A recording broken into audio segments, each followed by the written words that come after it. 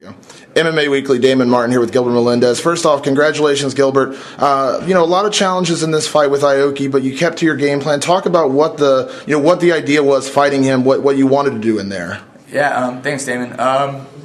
Just sprawl and brawl was my idea, and I knew it would go to the ground a little bit. At times, I didn't want to ever flee from Shinya, you know what I mean? And sometimes that's when you get in trouble, so that's why I had to go into his guard. Idea was never even to go in his guard, obviously perfect, but at times he pulls it good, and then when you try to abandon it and run away is when he can catch you really good on the leg. So I had to, play in there a little bit. But yeah, I just felt like I played it smart, I played it safe. I tried to pick it up the last 20 seconds of the rounds, but this is my bout. He has to come and get it. I just took the center of the ring and I said, bring it, you know what I mean? And he was the one running away.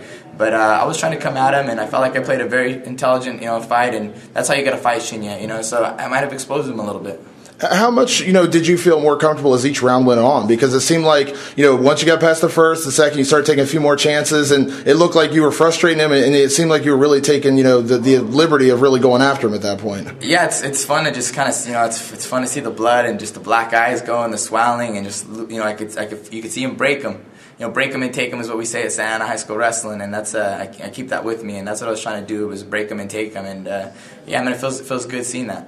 Did you see the frustration on his face when he started doing the butt scoots and really wanted to get you on the ground? Could you see that in his eyes? I felt like he's a tricky dude, and I didn't really see it as frustration. But I felt it like he was trying to draw me in a little bit more, he wants me to come after him more, and that's when he can hit a shot.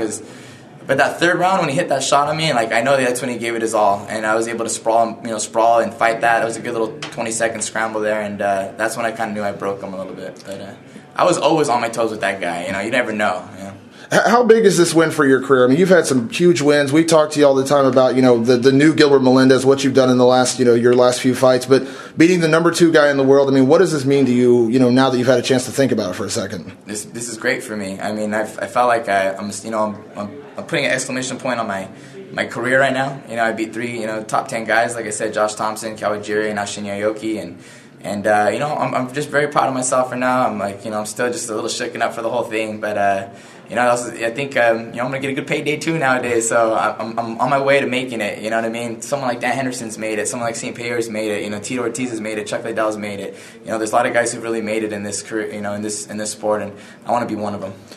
You said during the presser, obviously you have a lot of respect for BJ Penn, Frankie Edgar, Kenny Florian, but, the UFC does get a lot of attention. This win over a guy like Aoki in America, what does this do for you? And, do you feel like it brings even more respect to the title that you hold? Do you feel like it should put you up, number 1, number 2 in the world? I think I should be top 5. I think they should put Josh Thompson back in the top 10. I think he's a tough guy, and, it's nothing against the UFC fighters or nothing, and, I think, like I said, it should be your history. Not just I beat Shinya Aoki and never beat anybody else, but I beat Shinya Aoki. I beat a bunch of undefeated fighters. I was the number 1 fighter in the world at 145s at one point. I beat Kawajiri. I beat Josh Thompson. I beat solid guys. I beat Ishida, who used to be in the top 10. So I feel like it's not just I beat the number 1 guy and I've never it's a history thing for me.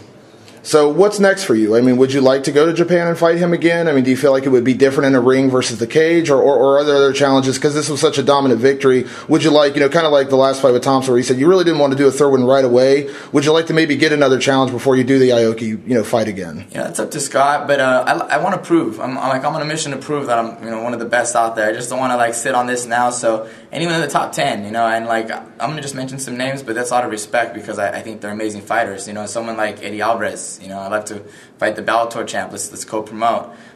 Jay-Z, who's I think an amazing fighter as well. And Kawajiri again if he wants to come out here. And I'd love to fight Shinya for the Dream title. So those are 4 guys that to me are in the top 10, and that would continue for me to prove that I'm up there. As always, something to say for your fans, your sponsors, the people that support you. Yeah, definitely, man. The Throne, I love you guys. You've been so good to me. Thank you, Nick. Metal Militia, Rockstar, Eric Apple, you're so cool. EA Sports, Nate out there, help me out. All the guys out there, Full Tilt, everyone in Santa Ana, Scrap Pack, come to my gym. If you're down, come down to the Training Center. If you want to do some real MMA in San Francisco, look me up. Thanks, Gilbert. Thank you, Damon. Appreciate it. MMA Weekly as well. You guys always give me a lot of love, and I'm back on top, man. I'm back on top. Thank you. Thank you.